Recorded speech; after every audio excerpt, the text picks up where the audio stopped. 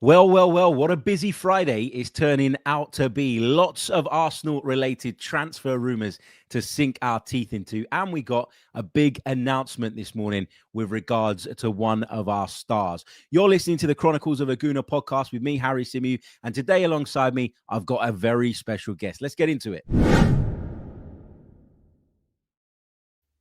Hey, everybody. Happy Friday and welcome back to another live episode of the Chronicles of a Gooner podcast with me, your host, Harry Symeou. I'm delighted to say that joining me today is the man they call Deluded Gooner. Welcome, mate. How you doing? Good to have you. Appreciate that, man. You're far too kind, Harry, man. It feels like I've been speaking to you a lot, man. It's the second stream we would have done today. Well, this week. Happy to be here. And as you said, a lot to discuss, man. Thanks for having me. Big up the chat. Pleasure, mate. Pleasure to have you with us. And you're absolutely right. There is lots and lots to cover off today. I think the only place to start really is the Gabriel new contract. It's official. We knew it was pretty much done for a while. We knew that Andrea Berta had come in and made really kind of great progress with the Brazilian, and obviously the deal is now done. What's your kind of initial reaction to this now that it is official? Like you said, Harry, it's something that obviously we're not working for Arsenal, but we knew it was a thing. We knew how important it was. We knew, he probably would stay. Excited, man. I don't know why, because as you said, we've known like it was going to happen, but excited, man. Happy to see him confirm his future. It's one thing to tick off the speculation list. Obviously, he's one of the best centre-backs in the world and in the Premier League. Happy he's committed his prime years to us, man. Let's just get Saliba signed up now, and we're really laughing. So big up Magalhaes, man. Really excited with that. Linchpin of our system. Yeah, me too. I think he's not only a top centre half. In fact, I'd go as far as saying he's probably one of the best 5 centre backs in world football right now. I think that's fair to say. 100%. But for me, it's not just about him signing and what that means in terms of keeping the player and making sure that we kind of stave away any interest or anything like that. It's not that. For me, it's at a time where we as fans are sitting there and going, after every season where we miss out on silverware, we're kind of going, well, are we ever going to get there? Like, no matter how positive you are, no matter how much you believe, that seed of doubt, it will creep in at times, right? It will exist. It gets bigger and bigger as well every year. It does. It grows. It gets bigger and bigger. Exactly. I think for me, looking at a player like that, who can probably have his pick right now of most clubs in the world, who's at an age where he probably, if he felt that things weren't moving in the direction, might be looking the other way, might be looking at somewhere else.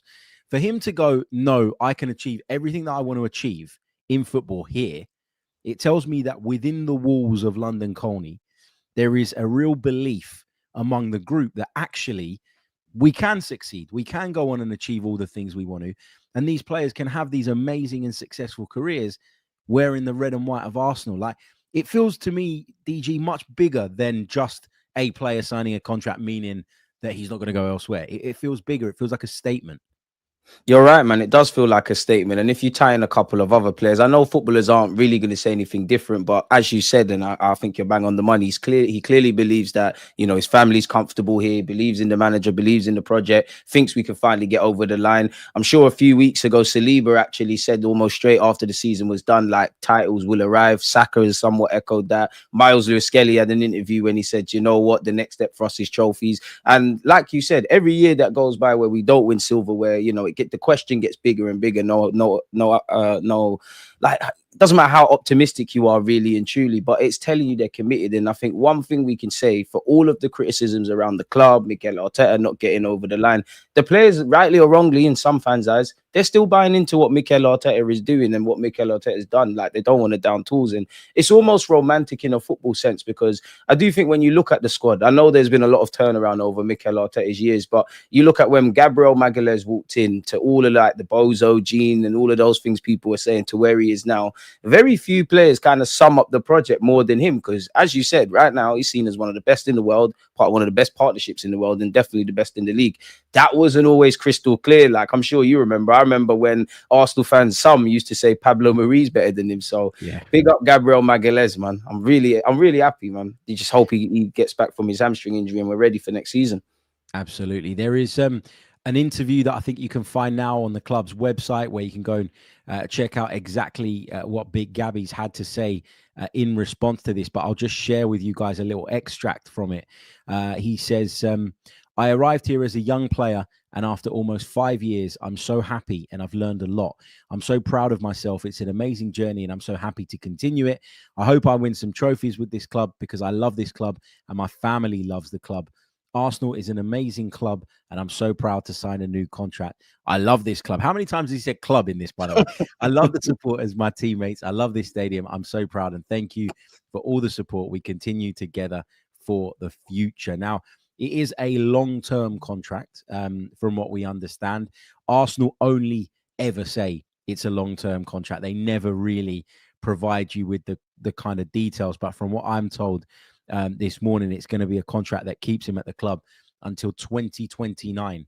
So that's a good 4 years, which I think is significant. And yeah, really, really pleased about it. And look, at a time, as you said a little bit earlier, where we're all kind of chomping up all the transfer news and trying to stay grounded and stay level-headed when it feels like we're not really making that much progress.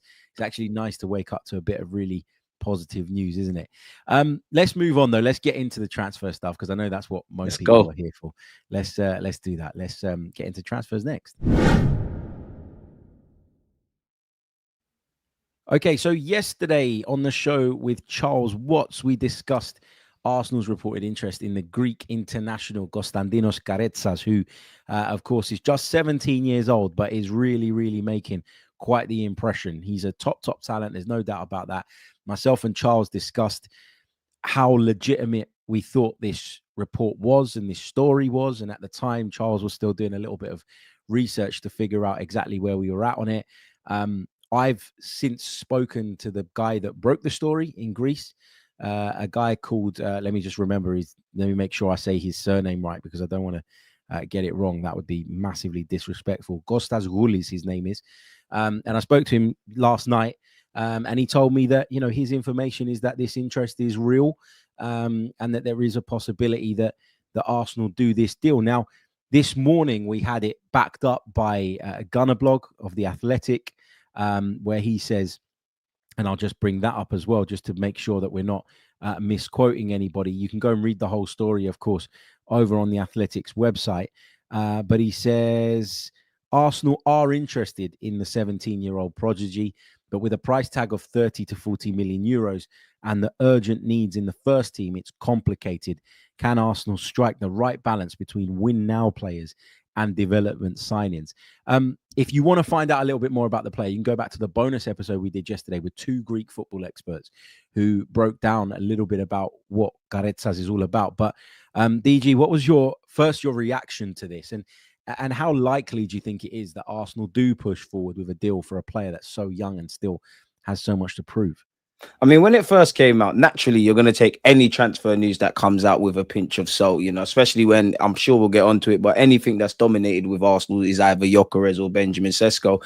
I was a bit in two minds, if I'm honest, Harry, because you've kind of touched on it there. I believe Arsenal or any club that wants to be on top of the world and be good and whatnot is always trying to find stars of tomorrow, wherever they are, however much they cost. You can never stop future-proofing. And I'm no expert. Obviously, he plays for Greece. So I'm sure you're going to shed some light, but he seems like an Arsenal player, very good control, very good in tight spaces, a lovely technical level, 17, so there's a lot of trajectory, clearly versatile, can play in a number of roles. There's a lot to like about the player. But as we've been kind of touching on, where Arsenal are at the moment, fans, including the most balanced ones like us, are getting a bit impatient. Like, you want to see silverware. You kind of want to see win now signings that are going to come in tomorrow. And with the greatest of respect to the talented 17-year-old, you can't say that's necessarily him. So you kind of want us to do two things at once, where we get players that evidently will help us get over the line next season in some competition, and players that, will be good in a couple of years. Where I look at with him, you said a crucial point there. Obviously, I'm not an accountant, but do Arsenal have depending on how they actually want the terms of the deal, do we have the finances to commit 30, 40 million euros on a player that potentially will get loaned back? Or if he can't move here because he's 17, is he ready right now? And if that is what they want to do, cool. But again, as you've been touching on, we need signings for right now. But we're Arsenal. We like young players. We like technically proficient players. And I think he's got it, man. I'm sure you've seen him play for Greece, so you're going to tell us a lot more. But he looks quality, man. Bring him. I mean, he's done his thing in the Belgian league as well. So bring him. I'm all for it, man. I'm all for it. Yeah, I mean, it's a bit like a few of the scenarios that we've discussed this summer. Like, it's when people talk about Leroy Sané, just as a quick example. I'm like, well, if you go out and get what you need to get in terms of your priority targets, and you bring in Leroy Sané, I haven't really got a problem with it. You're But laughing. exactly, but it shouldn't come at the expense of doing what you really, really, truly need to do. And look, Karetsas is not an answer for tomorrow. He would be someone that you're making a long-term investment in, and it would kind of be a bit like when we signed William Saliba, where you'd be signing him ahead of time, you'd be letting him go out on loan, probably with a view to letting him go out on loan again. But from the kind of information that I was able to kind of gather last night, and again from speaking to the gentleman who initially broke the story at the Greek end of things, the 30-40 million euro price point is not something that Arsenal would be expected to pay up front or even in the short term. The idea is that if Arsenal did move ahead with this, they'd put down a very small deposit and they'd be making payments towards Genk, who are a club, with all due respect, that could really do with that kind of guaranteed income and the finances coming in. They're happy to take that, but it would mean that we'd be sort of banking on this guy quite early in his career, rolling the dice on him and saying, go out and develop and we'll see what happens. My one worry about doing that is that, you know, there's two ways it can go. You think about William Saliba, a couple of loan spells, had that awkward period at Arsenal where he wasn't registered and all the rest of it, and then we sent him out on loan a little bit better. So that could have been handled far, far better than it was. But you can go the Saliba route and go and have loan spells and really grow up and become a man. And once you're ready for the first team, you're ready to go straight in. You're flying. You're flying, exactly. Or you can end up like Martin Odegaard, where he bounced around from one loan spell to another, never really found a home until he landed at Emirates Stadium. And then once we made that deal permanent, things completely like changed for him. So, you know, it's a risk. Every transfer is a risk. Every transfer represents a bit of a gamble. I like this player a lot, but I don't want to see us do it if it's at the expense of some of the business that we need for the here and now. I think that's the right way to kind of look at it. And, you know, the Gunner Blog's piece in The Athletic basically says that, like, you got to find that balance between win now and future proofing. But you want that success to be, if you do get that success, if you do get over the line, you want it to be sustainable, right? Which is where signings like this come in. Like you said, man, it's if you want signing, if you want to have sustained success, we're a football club. We're not going to throw money consistently at it like other teams. So it's something we need. And I think the best bit of information you said there is, like, for someone like me that obviously could not pry that information. Once you see 30-40 million, kind of piggybanking off what you're saying, you're thinking, "Whoa, is this gonna, you know, cripple us in what we're trying to do for the immediate needs of the first team?" But if, you know, Gent are happy to tailor a deal that makes sense, we've got to take a gamble. And I think a lot of fans naturally are frustrated. Like, I'm jumping ahead a bit, but many people would say Sesko is a kind of star of tomorrow. They don't necessarily want that, but clearly there's a remit at Arsenal. Like, we've always kind of been that club, definitely since we've moved to the Emirates as well, where we're looking for those stars. I'm jumping ahead again, but we're bringing in a new, someone that was a former head of scouting at Juventus and things of that ilk. So naturally, you want to find those gems. And I do look at it a twofold, Harry. Like, if he progresses to the first team, if the loans, you know, bang and he progresses to the first team and he's a quality player, great. If we get him for a nominal fee and he turns out to be good, but not quite good, and we make a profit, then you can't go wrong with that. But as you said, you don't want him to get into those situations where you're kind of going on loans for a couple of years. They might work, they might not. Obviously, as a footballer, that's going to help you with those highs and lows, but for us, not necessarily. And I don't want to jump ahead, but you never know what could happen with the manager in 2 to 3 years. What if the new manager just doesn't fancy him and whatnot? But for me, it makes sense, Harry, man, and I'm all for it. It's about time we, quote unquote, got back to kind of outsmarting the market in the day and age where the most average players are probably going to set you back 50-60 million, as you know yourself. Yeah, it's a great point. And I think that the manager point is really interesting because, you know, if you are looking ahead, there's no manager in world football that you would look at and say is definitely going to be in his current post 2-3 years down You just the line. never know.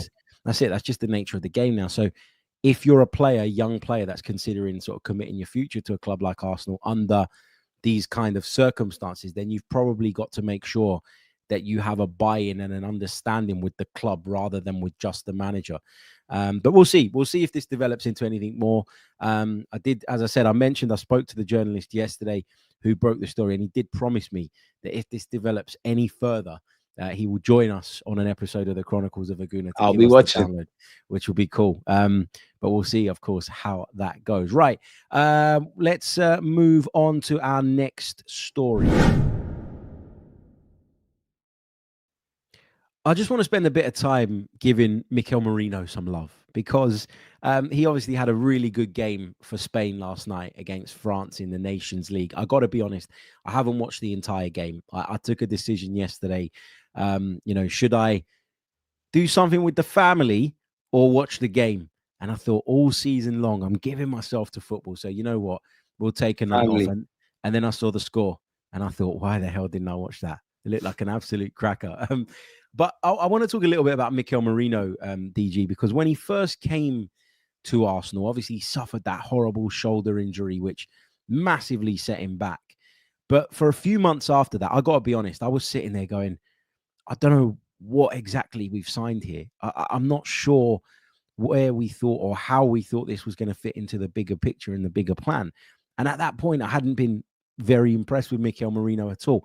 However, as the season's gone on, as he's had to be adaptable and flexible and move into centre forward and then drop back into midfield and play between those two roles, and then watching him for Spain, I think you can see quite clearly actually what Mikel Arteta saw in him and why the club was so desperate to bring him in. What's your assessment of Mikel Merino's first season at Arsenal, and do you think he can take it up a further level?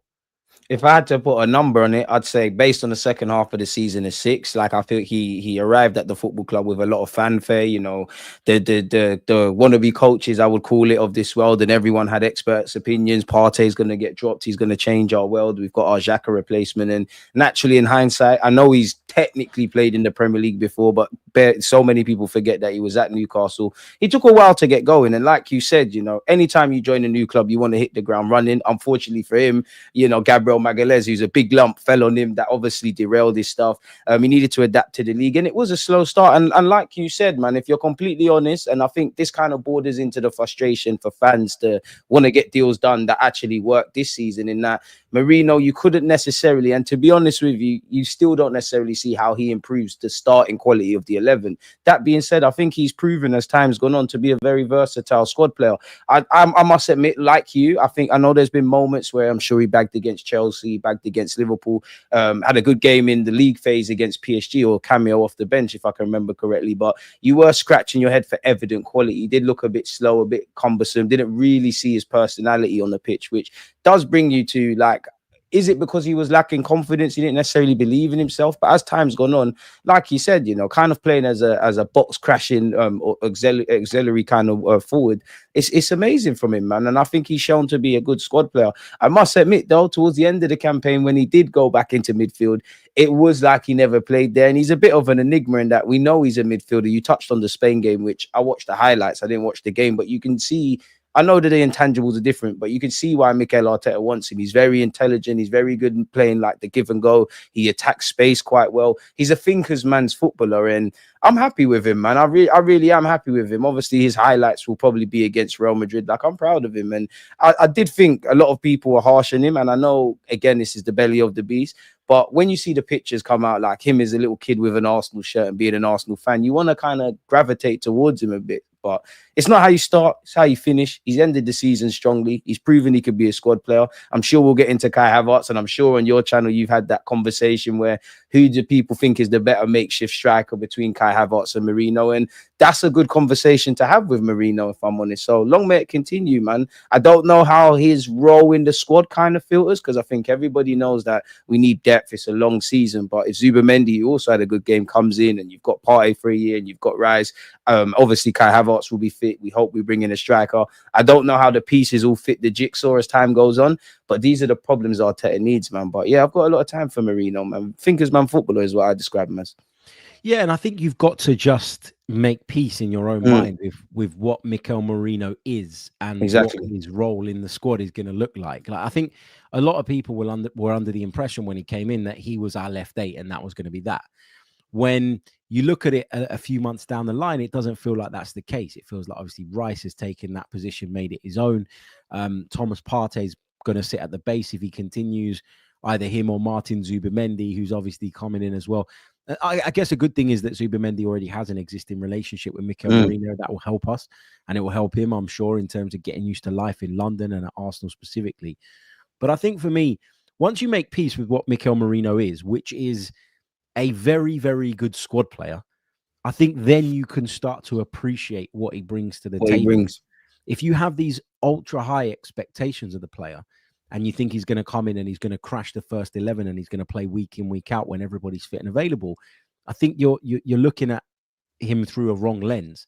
Now, I know there'll be people out there that go, oh, yeah, but what about the standards at Arsenal? You know, we should have higher standards, whatever.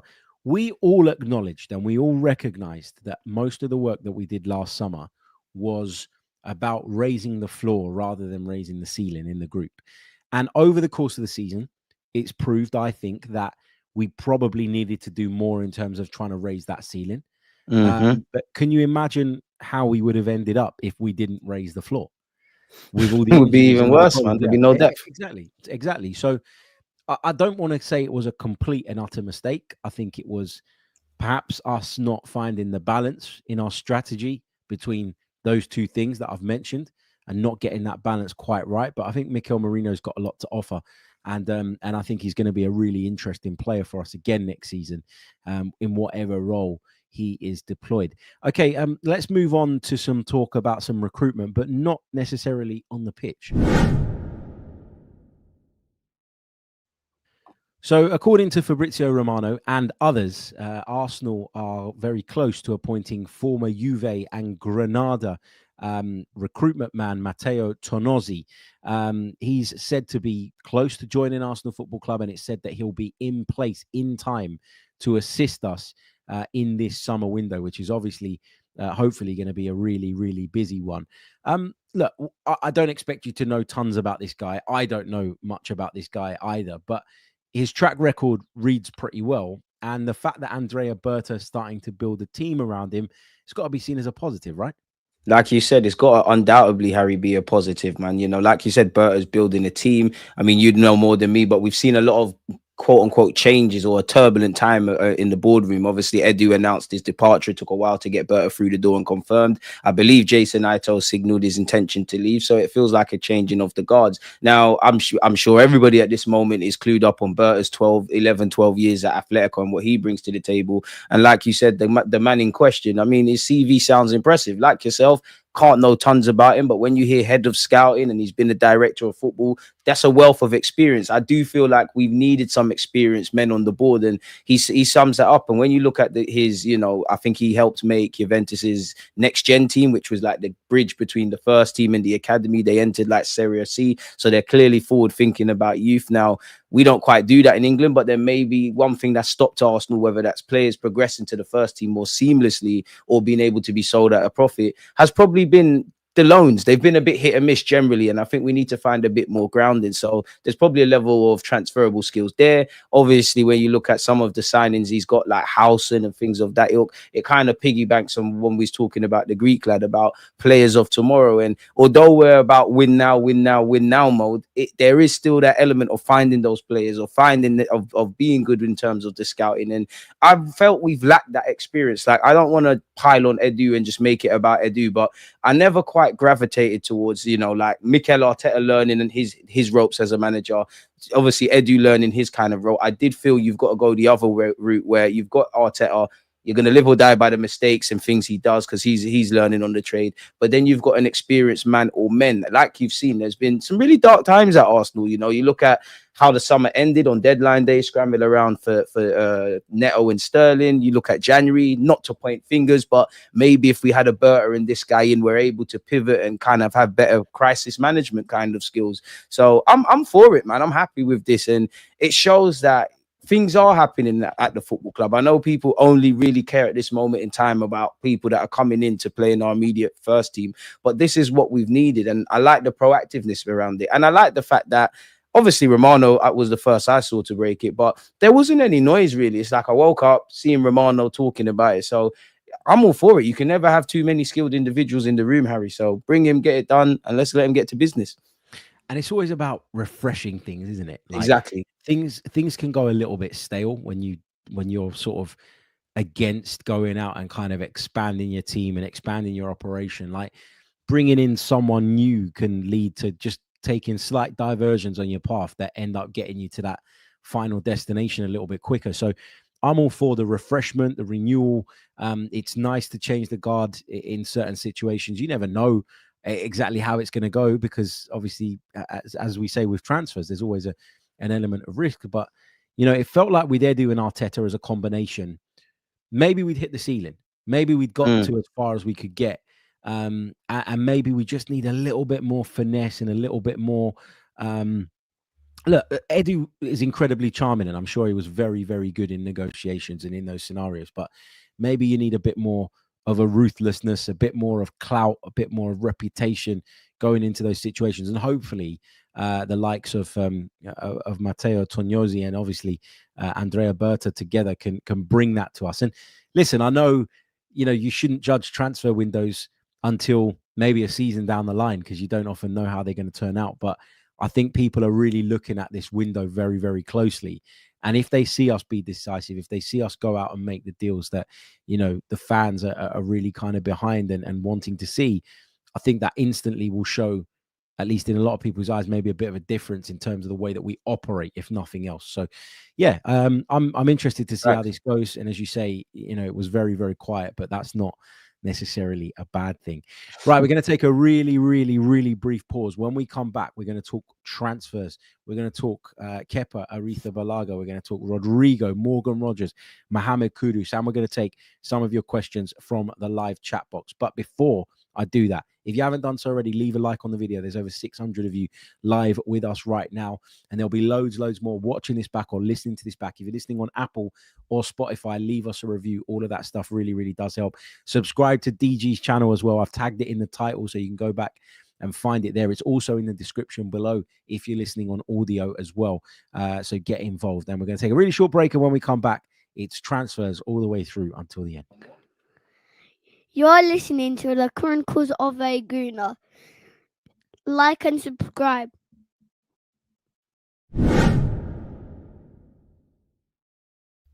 You heard the man. Like and subscribe.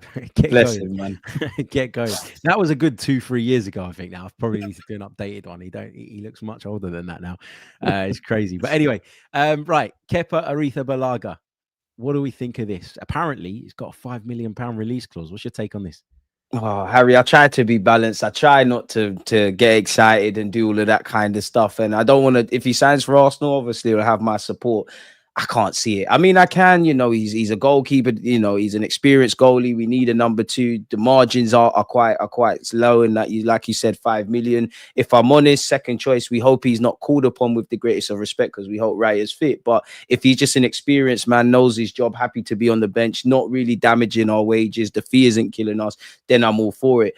That being said, though, and I know, I'm just a fan at the end of the day, and he's a Champions League winner and he's played for his country and all of that kind of stuff, but I just can't get behind it, man. I think that's just my projection on the player, but I'm just not for it, man. I don't know. Maybe it's because I'm just used to seeing the Kepa that probably would look like he would look like on YouTube with all the mistakes and things. But I guess it's a good signing as backup when I remove that kind of snootiness from myself. But I must admit, it did take me by surprise. It doesn't in hindsight now, 5 million release clause, but it did take me by surprise. And I did initially think it was nonsense. And then I saw more journalists speak about it. So there must be legs to it. But do you know what? It's a decent little bit of business. But I just think just because I'm not convinced on Kepa, I'm projecting, if I'm honest, Harry, man. Yeah, I mean, look, he's a 2-time Champions League winner. He's won La Liga. He's won the UEFA Super Cup, the Club World Cup. He's won a Europa League. He's won a Nations League. He's won a Spanish Super Cup. He's a very decorated individual. He's got a great CV, as you say, 30 years old. I think for me, right, I was anti the Joan Garcia stuff. And not because I don't think he's a good goalkeeper or will go on to be a good goalkeeper, but because I didn't feel like we should go and spend 25, 30 million quid on a goalkeeper that isn't going to play. Because if Mikel Arteta didn't rotate his goalkeepers when he had Raya and Ramsdale, let me tell you this, he never will. He never will. Neto came in last season. What did he play? Once? I can remember him playing once. Was it Granada away? Yeah, that's the only one. Yeah. He was cup-tied as well, to be fair. Yeah, but yeah. Exactly. We signed a cup-tied goalkeeper to be backup. Maybe had he been sort of available and eligible to play in those cup games, he might have played 3 or 4 times. But that would have been at the absolute maximum.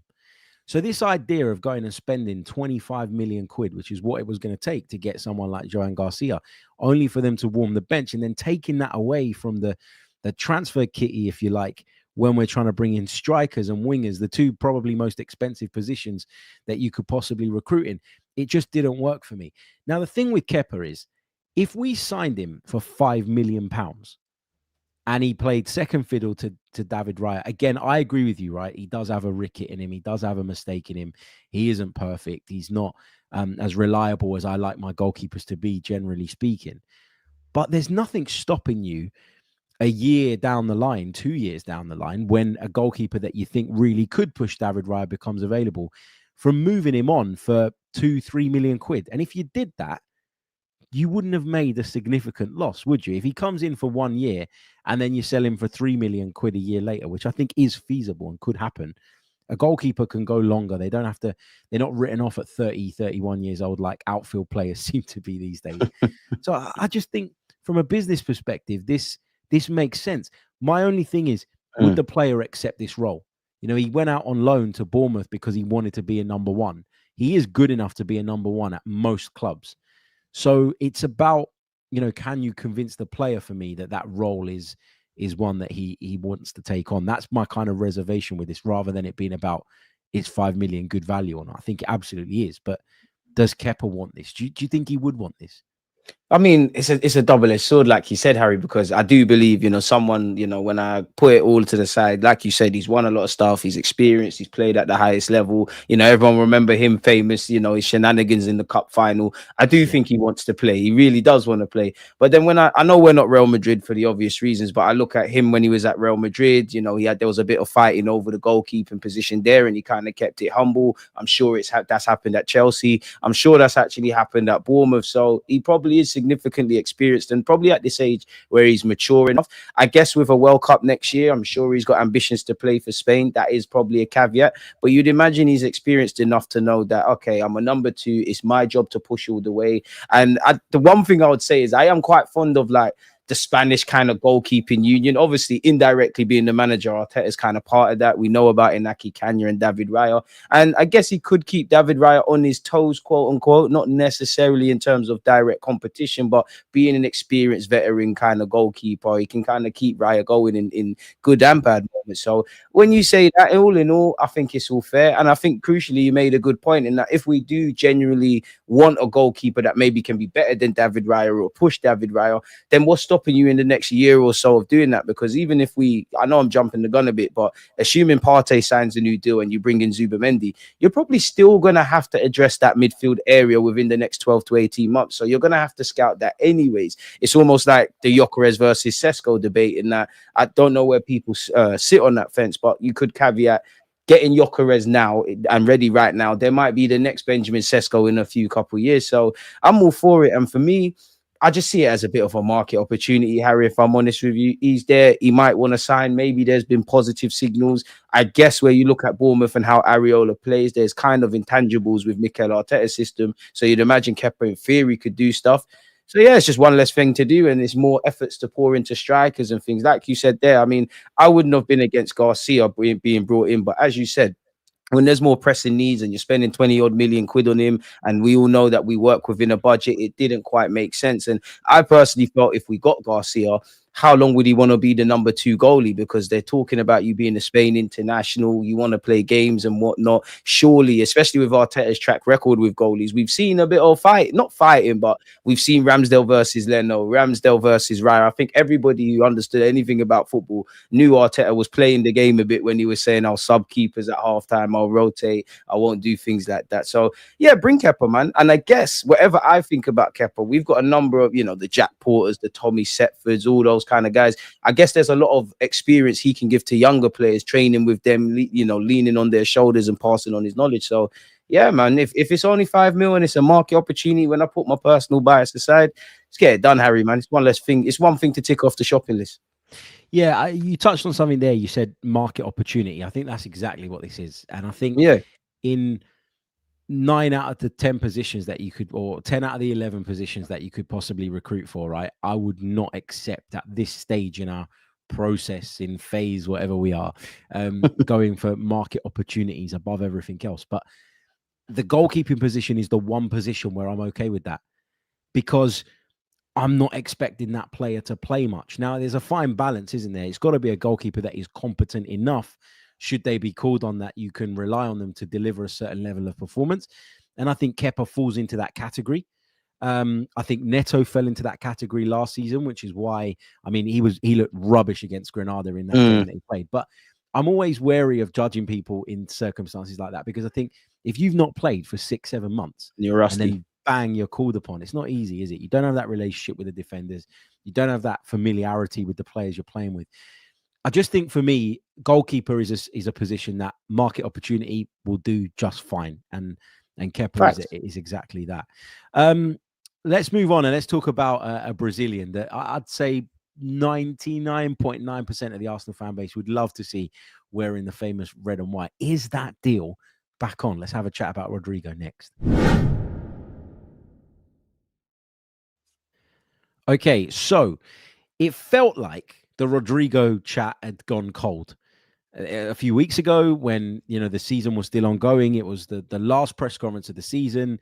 Mikel Arteta was asked about him directly in the press conference. He didn't say much to suggest that it was going to happen, but he also talked about how the fact that the club had moved forward put them in this position whereby now they would be linked to players like Rodrygo, and everybody kind of took that and ran with it. And, you know, nobody wanted to shut it down at that time. But then reports from Spain came out telling us that Xabi Alonso's coming at Real Madrid, and actually he really values his player and wants him to be a part of his project, and maybe actually an exit was no longer on the cards. There were reports from Brazil yesterday, though, DG, saying that Arsenal have made him their priority target, that they have been in contact with his people, that Arsenal players, and I'm assuming that would mean the Brazilians, have been in his ear. First of all, is this at all likely? And second of all, what's your kind of assessment of the player, and would he be a great fit?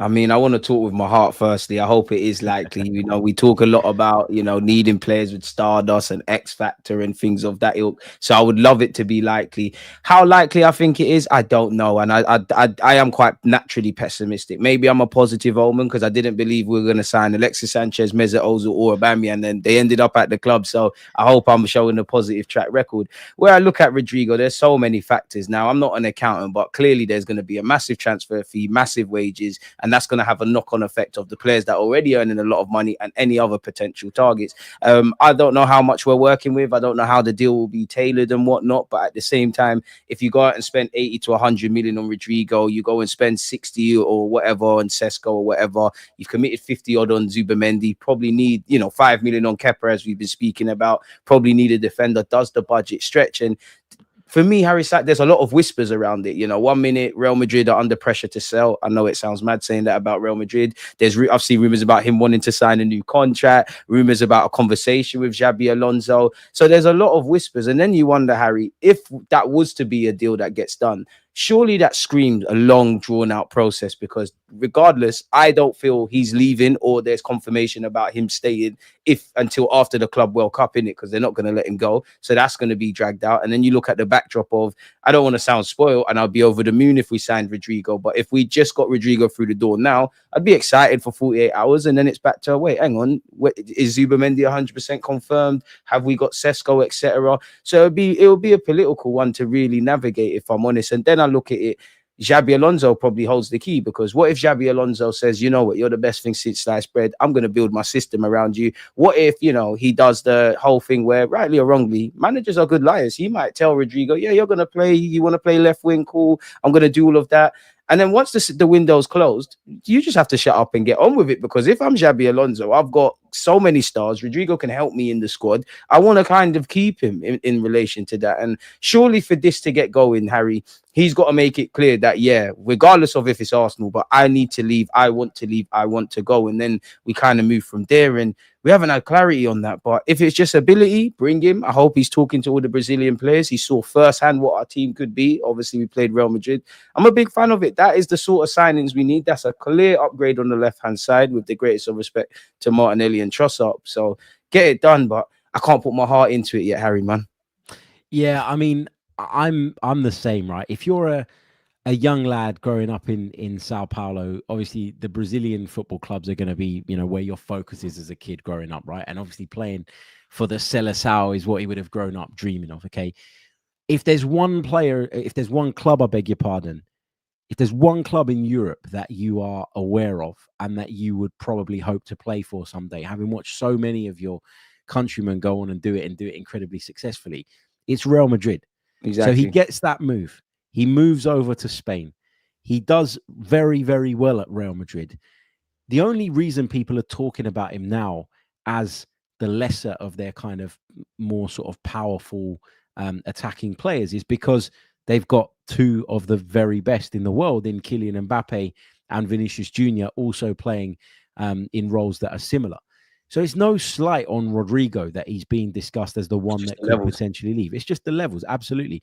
But I think for me, if I'm Rodrygo, I've got to be honest, and I'm an Arsenal fan and I love Arsenal, but I can admit this. I wouldn't want to leave Real Madrid. I wouldn't want to leave Real Madrid for anything or anyone unless I was pushed out. Exactly. It's the pinnacle. Unless I'm pushed out, I'm not going anywhere. And if, he did feel underappreciated towards the back end of Carlo Ancelotti's tenure, as was suggested in some of the reports, if that was the way he felt, I am almost certain that Rodrygo would look at Xabi Alonso coming in, would have had a conversation with him. And as you say, managers are good liars at times.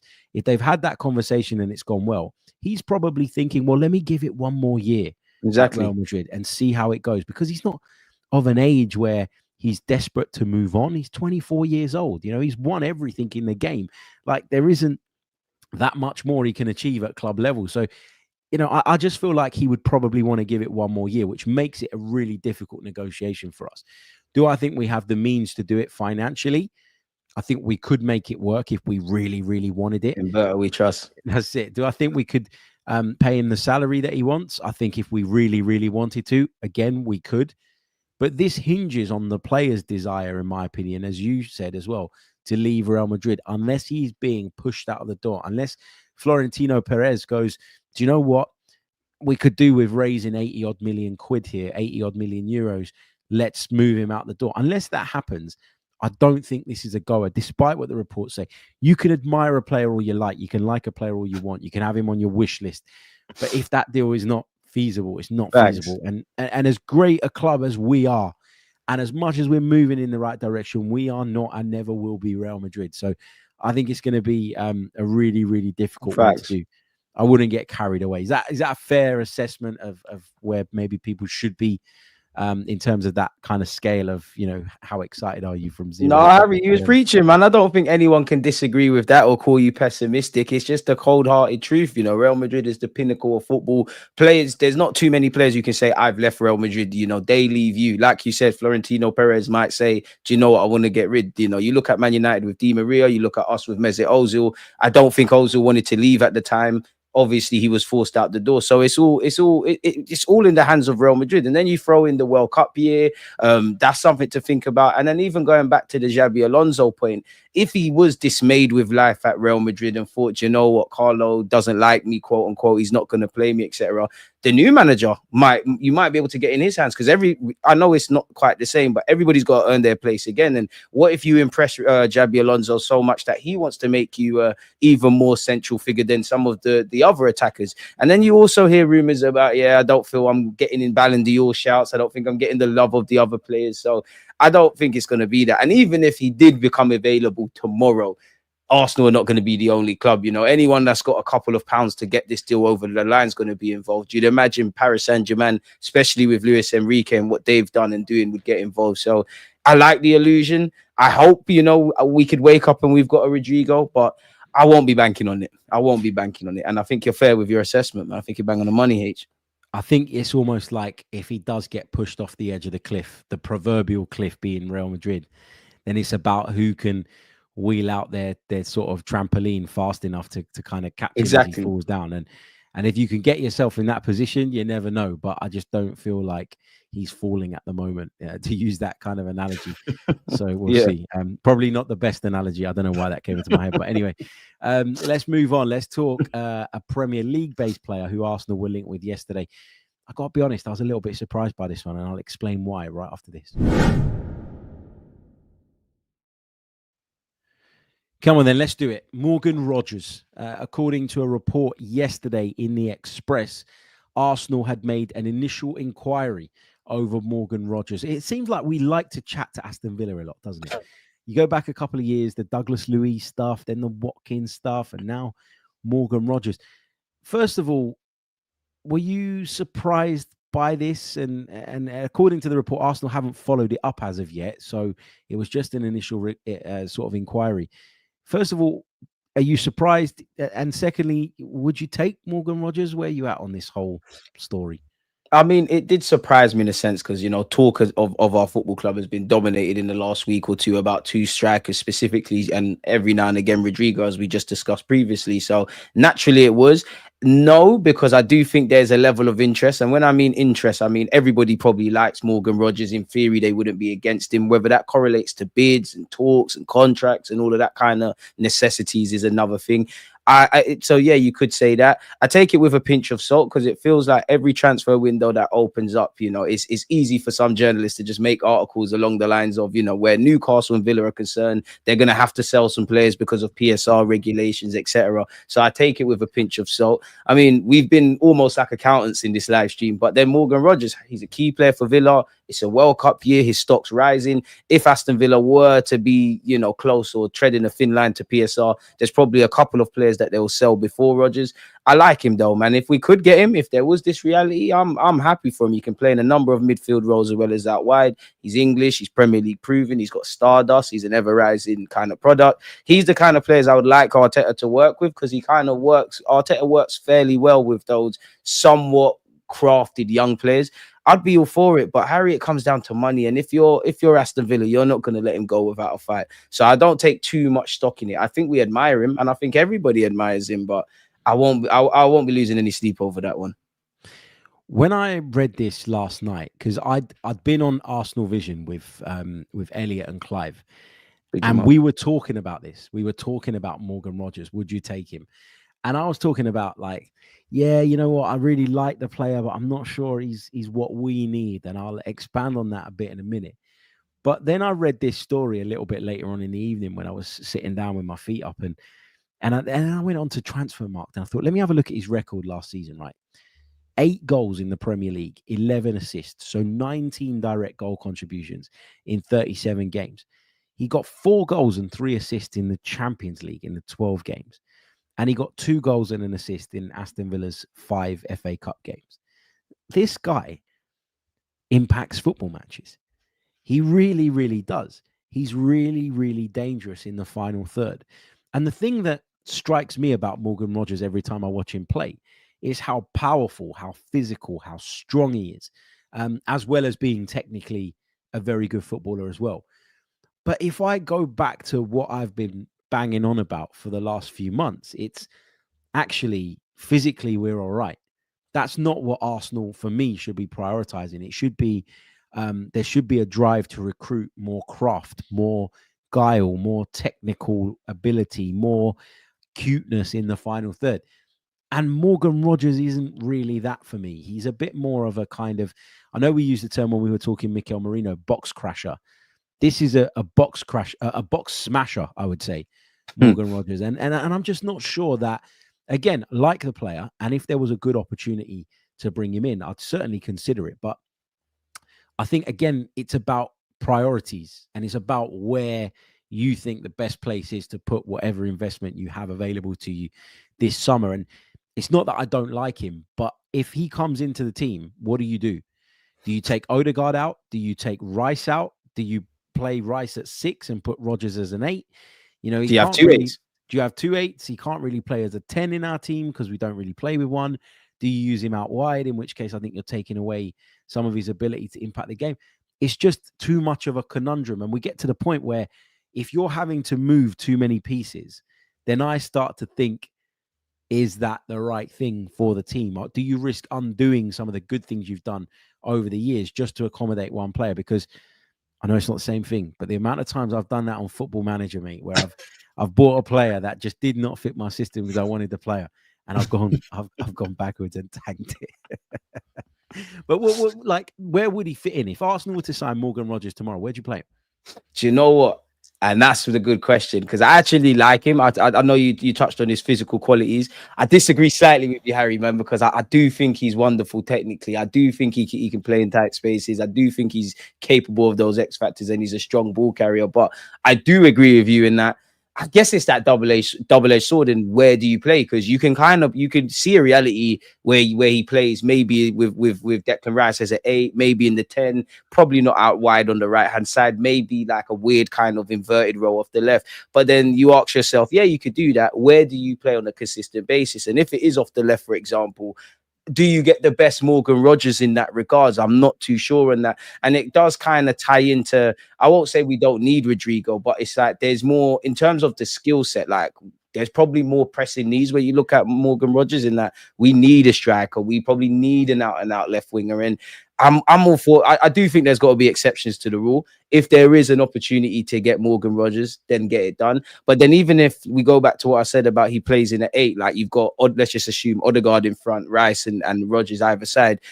Then you throw in the Partey's and the Zubamendis and what's gone on there. And even that, I'm even questioning my own logic because I'm saying that and doing the maths. But we've all been crying about depth, about different solutions, about different options, about we want Mikel Arteta to change. And throughout the course of a season, that could probably all play out positively for us. But again, if you're Aston Villa, you're probably, I don't know how John Duran's deal, if that falls and helps them with the PSR thing, depending on the accountancy, but you're probably going to review that. You're probably going to let Mr. Martinez go. Jacob Ramsey's linked with a move away. Onana, there's probably several players you'll let go before Morgan Rodgers. And you said it there, and it really made me perk up. The Champions League. Like I know we didn't win it. People can laugh at us, but we gave a good account of ourselves.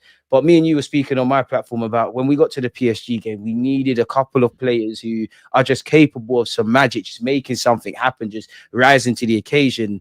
And I think Rodgers has got that, but it comes down to money. Like, how much do you think they're going to ask for? Surely we're talking 70 plus conservatively, just because of the English tax and how good he is and all of those kind of things.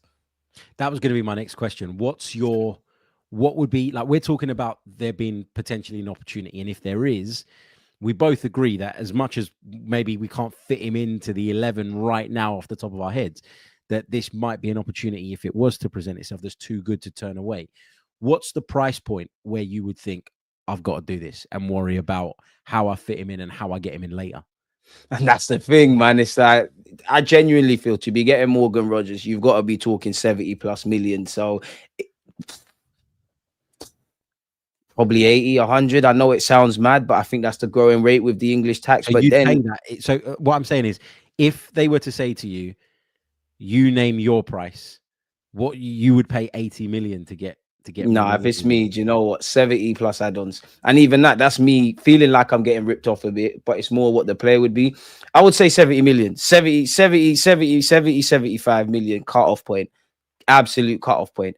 Obviously, I'd like him for 60 would be perfect, to be fair, but I do think you're talking 70, 80, because this is the realm we live in the Premier League now, man. It's what a player's worth. And then you could also say, like, respectfully to Morgan Rodgers, or actually Declan Rice with West Ham, there's English tax, there's Premier League proven tax, everybody's got money, etc. But Morgan Rodgers is probably worth more to Aston Villa than he'd be worth to Arsenal, if that kind of makes sense. And you're at their mercy. Like, the Premier League's a level playing ground. So I'd say 70 million. But again, I feel like a hypocrite because I think there's more pressing needs. I want to see that put towards a striker or a more out and out left winger and all the other things. But I'm probably the worst person to ask for Harry, man, because I've got a bias towards Rodgers. I love him as a footballer. But yeah, 70, man. 70 cut-off point. My cut-off point would be 55, which is why we would never sign him if I was in charge of Arsenal Football Club. I like him, but again, it's about prioritizing the needs. Exactly. That's just how I see it. A big shout out to Clive Palmer, who joins us in the live chat. Shout out, Clive. Just joined. Hello to you both. Today's a good day. It is indeed. He says he's now scrolling back. Yeah, enjoy the waffle. Thanks for being here, mate. And yeah, it's always good to see you in the live chat. Look, we got one more story to cover off really quickly, and then we'll take a few of your questions from the live chat before we sign out. So if you've got any questions, get them in the chat now. Put a Q at the beginning of the question. It makes it much easier for me to be able to pick those out from the crowd of comments. So get involved. A quick reminder as well, if you haven't done so already, There's over 700 of you with us live right now. We've only got about 200 likes on the board. There's no reason why we shouldn't have at least 500. It's free. It doesn't cost a thing, and it helps the channel so much. Make sure you go over and subscribe to DG's channel as well. The link is in the title and in the description. Make sure you go over there for some brilliant content as well. Okay, very, very quickly, let's touch on one more story, and then we'll dive into the chat box. Mohamed Kudus is allegedly being offered around by West Ham United. Apparently, Chelsea have been offered the player. Now, this is a player that Arsenal were interested in historically during his days at Ajax. And there are some reporters saying that Arsenal are maybe in the mix again for Mohamed Kudus. What do you sort of think about this? Is he a player that you'd look at? We obviously need a winger. Is he a potential solution for you? We should have probably got him when he was at Ajax, to be fair with you, before the premium. I mean, he's got everything we look for in an Arsenal player. You know, he's a good ball carrier. He's got a bit of X factor about him. Obviously, he's not going to play off that right-hand side too much with who we've got in Bukayo Saka, but he's an option to deputise with Saka and share the burden there. Can obviously, not quite the same, but play in the Odegaard role, and he can play off the left. The only thing with Kudus is, I think, you know, where you look at someone like Kudus or Anthony Gordon, for example, another player who I love, I like to speak with fans of those clubs, like in that case Newcastle and obviously West Ham with Kudus. And when I speak to my West Ham supporting friends where Kudus is concerned, it's not that he flatters to deceive, but probably like if you watch him on Match of the Day or he plays against us, he's going to play out of his skin. They kind of want that on a more consistent basis, and that draws me back to probably a problem we've had as we attempt to get over the line, in that we've got some good players, but that added higher echelons of consistency we're lacking. Now, for that, I'm not sure. And I would probably say, well, to be fair, all of West Ham probably had a poor season. You know, we saw where they finished. So Kudus can't be blamed in its entirely for that. But he's really flattered to deceive. A lot of West Ham fans say he hasn't even been their best attacker. He's been offered around. You know, you touched on it. Chelsea have been trying to go for him. Is it a thing where he more wants to get out of the situation at West Ham a lot more than clubs are going for him? I don't know, man. And then you factor in the wages. From what the player is, I'd be all for him. But do you really think, and I'm genuinely asking, like, does he really upgrade? He upgrades our squad, but does he upgrade our starting 11? And you could argue that we need at least 2 attacking players that are going to do that immediately from the jump. That's what makes this transfer window so difficult. There's crazy expectation to go out there and really move the needle. But so many of the players that we're being linked with and we're talking about just fall into that category below for me. Mohamed Kudus is a great example of that. He got 5 goals and 3 assists in the Premier League in 32 games last season. I don't want to judge him too harshly on that, because I commentated on West Ham maybe 5 or 6 times last season, and they were probably the worst 5 or 6 games that I commentated on across the entire campaign. They were dreadful under Lopetegui, and they were just as bad under Graham Potter. They were just completely uninspiring. The only bright spark was Mohamed Kudus. The only bright spark in any of those games really was when he got on the ball, would spin away from people, would carry it, would progress them up the pitch. But the point you made, I think, is spot on. Consistency. Can he deliver that top level of performance on a regular basis? I don't even think Leandro Trossard can. I don't even think that Gabriel Martinelli can. And so I need someone that's going to come in, if I'm talking about potentially moving one of those 2 out of the picture. I know they're not going to leave the club this summer, but in terms of it being, you know, someone that comes in to compete with those guys, I need to be upgrading. And I'm just needs to be a level raiser. Yeah, exactly. And I'm not sure that Mohamed Kudus is that, but that's just my take and opinion on it. Right, let's take some of the questions then from the live chat, just for 5 minutes or so. I know I've kept you for ages, mate, but no, mine, man. I'm enjoying it. And then we'll sign off. And I was going to go off into the sunshine, but it's cloudy, miserable, and it was chucking it down the rain. So yeah, typical English weather. Anyway, you wouldn't think it was June, would you? Let's get into the chat box. Okay, then. Salvatore says, would you take Leao, Williams, or Gittins? I love these questions where it's like, you know, picking a player over another. This is tough. Go on. Leao, Williams, or Gittins? You know what? None convinced me in its entirety. I would say, you know what? For Arsenal, Nico Williams, because I've never had a conversation with said journalist, but all we hear is that Arteta is a big fan of Nico Williams and etc. If he's that much of a big fan, he must know how he can utilize him. So I'll go Nico Williams. But I do like Gittins and what he could become. And I do sound like a hypocrite because me and you have just been waffling about we need players that help us right now. But of the three, Williams. I find this one really tough. Gittins is the one I've seen the least of. He's the one I've seen the least of. Rafael Leao can be devastating, but can also be incredibly frustrating. The same with Nico Williams. I think I'd lean towards Williams as well, just because I don't think he's going to be more successful in our team and in our system. Sorry, I don't think Leao would be more successful in our system, but I also don't know enough about Gittins to say that he would be better off than Williams. So I'm going to stick with Williams as well. But I admit and I acknowledge I'm taking the safe pick here. Vesperic says, have you seen that Chelsea have the ability to spend roughly £300 million because the Prem failed to close a loophole of selling assets you own back to the club? Should Arsenal look to emulate the same? I'll just start off on this one because I know from speaking to people at Arsenal that there is no appetite whatsoever to break any rules. There is no desire at Arsenal to be trying, faffing around and trying to explore loopholes and trying to kind of milk the system. There isn't that. Arsenal very, very much believe that the rules are a good thing in a lot of ways, that they need to be respected and adhered to. And there's no way that they're going to start going down the Chelsea route of selling things that they already own back to themselves through subsidiary companies and all the rest of it. Now, call us naive maybe, because, clearly other clubs are doing this stuff and getting away with it. But I'm kind of proud that my club is not engaging in that kind of nonsense, because I think ultimately at some point it probably will catch up with you. Harry said it there, man. I mean, everything you do in the dark eventually is going to come to light. And if you are doing things like that, it's probably because you're not being as competent or as legitimate as you could be in other areas. And there's only so much you can run and kick issues down the curb and do stuff like that before there's no way out. So, yeah, I wouldn't go down that route, man. I know you could have a wider discussion about ethics in football as a whole in its entirety, but I don't want Arsenal to go with that. Like, let's just do what we do to the best of our ability and see where it takes us, man. Absolutely. Carrie says, what do Arsenal fans actually want? It seems to be that nobody's right. Why is Sesko right? He reminds me of Pepe, just a prospect. I mean, this is what makes this window so difficult, because there's such a divide on what we think the right thing is. Look at the striker situation, for example, in isolation. Sesko or Gyökeres. And we were discussing this with Charles yesterday. It's like, if you're team Sesko, it's like you have to turn your nose up at Gyökeres and vice versa.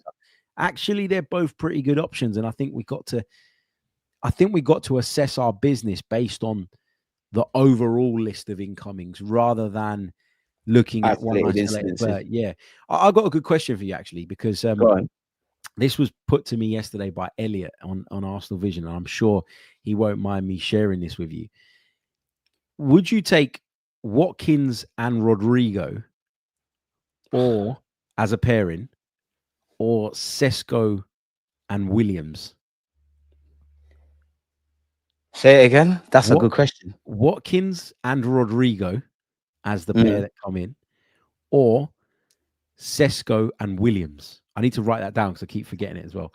Watkins and Rodrygo as a Some questions shouldn't be asked, Harry, man. That's a good one. Do you know what? I'm gonna go with the Rodrygo pairing just because it's Rodrygo. Like, I have to. Like, the Rodrygo pairing. Rodrygo at Arsenal with Saka on the right hand side, and we get a decent striker at some point. Boy, forget about it. The other teams. I have to go Rodrygo and Watkins, man. Like, and I know, we've been talking about Gyökeres, we've been talking about Sesko. I think, Watkins.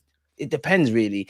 But he's still Premier League proven. He can still do a decent job. I mean, Saka, Watkins, Rodrygo, Kai Havertz and the Martinellis of this world, and Trossard in the mix. Yeah, I'm going with the Rodrygo-Watkins pairing, man. I'm glad you said that, because that's what I went with as well. And after I said it, I thought I'm going to get a lot of stick for this. But man, it was based on something that you said to me when we were talking on your channel the other day. We were talking about, how players can sort of come from one league to another and how The exchange rate. The exchange rate. That's it. Exactly. We were talking about the exchange rate, and we were talking about Sesko. He got 13 goals in the Bundesliga last season. Not saying he can't improve, and that, you know, that tells the full story, because RB Leipzig struggled in truth last season. They've missed out on the Champions League. But the exchange rate point was really, really interesting to me, because if Sesko's rate of scoring in the Bundesliga was 13, apply that Premier League exchange rate. What does that look like in terms of output? There's no guarantee, is there, that he's going to give you a big output. And then with Watkins, people have been saying it was a bad season for him and he wasn't at the level. And the first half of the season, he spent it playing second fiddle at times to John Duran. But he got 16 goals and 8 assists, 24 direct goal contributions in 38 games. So that plus Rodrygo feels like more of a sure thing, doesn't it? And then Saka bringing as well. in, yeah, and Saka as well. Then bringing in Sesko, whose exchange rate remains unknown, and Nico Williams, who had, in my opinion, a poor season, and who, again, if we're looking at his exchange rate, it feels very unknown. So I think that makes sense. I'm not sure everyone will agree with it, but that's a good question. It is a good question, isn't it? Fair play to Elliot for coming up with that. I can't take the credit. Let's take a couple more before we say goodbye.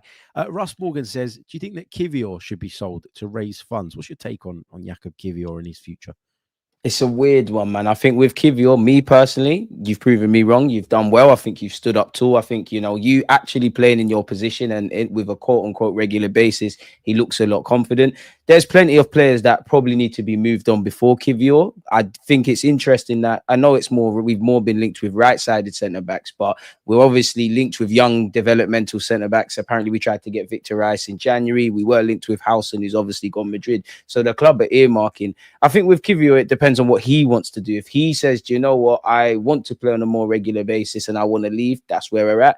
In terms of raising funds, as I said, there's probably players that need to go before him, but Kivior seems like he's always had a market. Like it seems like the Italian clubs have always been linked with him. And you could ask yourself the question, is this the highest point we could sell him for? Because he's done well against Real Madrid, had a great run in the team. And I know it's not the same, but I think to Ainsley Maitland-Niles, where we had a chance to sell him for a decent fee, we didn't. And obviously we're doing the kind of hindsight thing. If Kivior makes it clear that I want to go, then it is what it is. We need to let him go. But I think there's a lot of other things we need to do before we consider selling Kivior.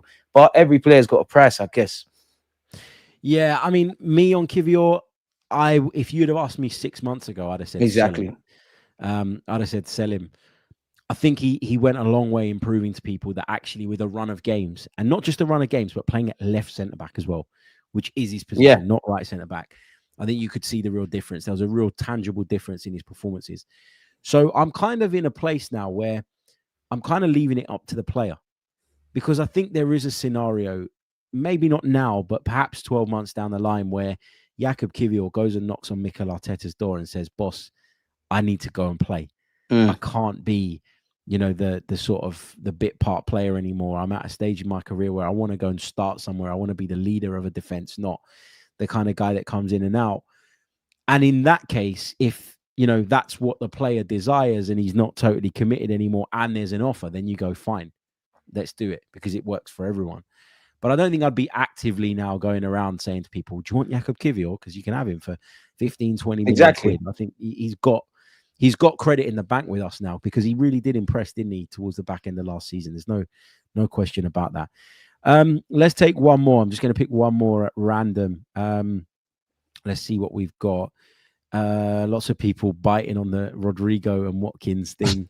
There's a few Sesko and Williams shouts. Archangel says, and I think actually that Elliot did ask this one as well, or Gyökeres and Symeou.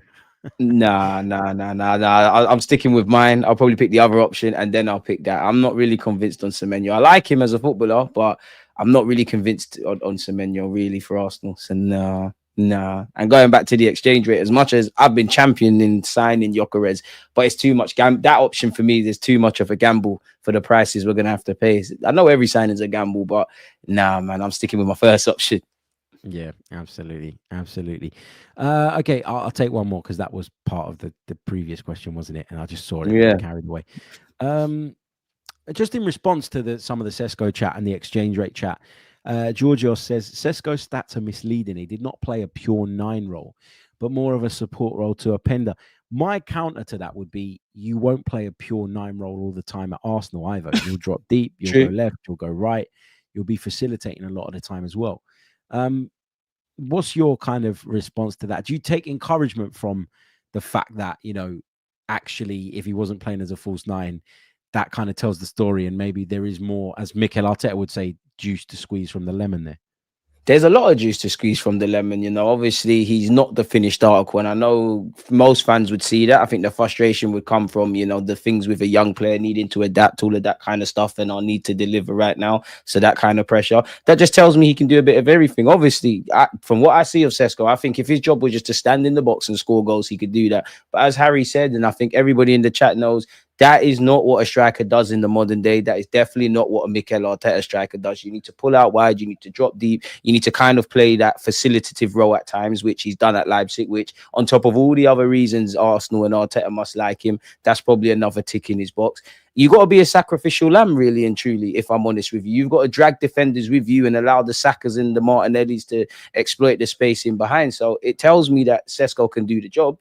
But he needs a lot of grounding. It just shows me that you can do the job. You can play in a bunch of systems. You're quite versatile. And that question that was asked actually just makes me, or the point better yet, that individual role, it makes me understand a bit more as to why Arsenal and Arteta allegedly are very keen on signing Sesko. So I wouldn't say he's a blank canvas, but he quote unquote is a kind of blank canvas or somewhat of a rounded canvas. So I actually like Sesko. I would prefer Gyökeres because I think it's a bit different. It's kind of like with now mode. It's kind of, we haven't really seen that with our club, but I do think that there's some fans that are like me that would like Sesko. I mean, like Gyökeres. But if we sign Sesko, it's like they would start crying and he's not good enough, etc., etc. I still think we'd be getting a bloody good footballer with the scope to get better. And you could caveat that with, based on reports, if Sesko is going to cost a lot more than Gyökeres, if we've been scouting him for 2 odd years, if Berta's come in providing a new perspective and different striking options, and we're still going with Sesko, and if we've really and truly done that level of due diligence,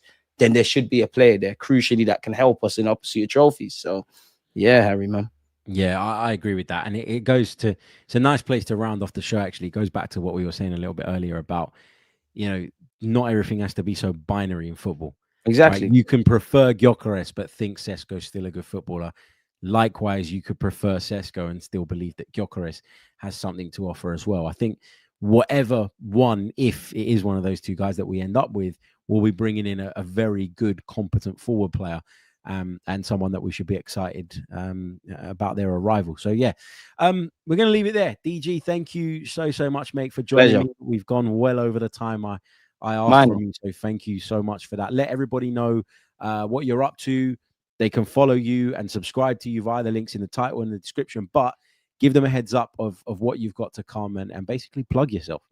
I mean, as Harry said, man, I've got a lot of content to come. Like Harry, I just typically talk about Arsenal on YouTube and whatnot. In terms of content to come out today, I think I'm live at 2:30. I'm going on Dan Potts' channel after this. So yeah, man, just type in on X, Deluded Gooner, or just go on YouTube, either in the title or in the description, and I'll pop up. And if you like what I have to say, or you don't like what I have to say, come over and have a debate and let's speak football, man. And big up the chat for welcoming me. Shout out to yourself, Harry. It's always a pleasure, man. It's always a pleasure. Appreciate it, man. Love for the love of Turkish, would say.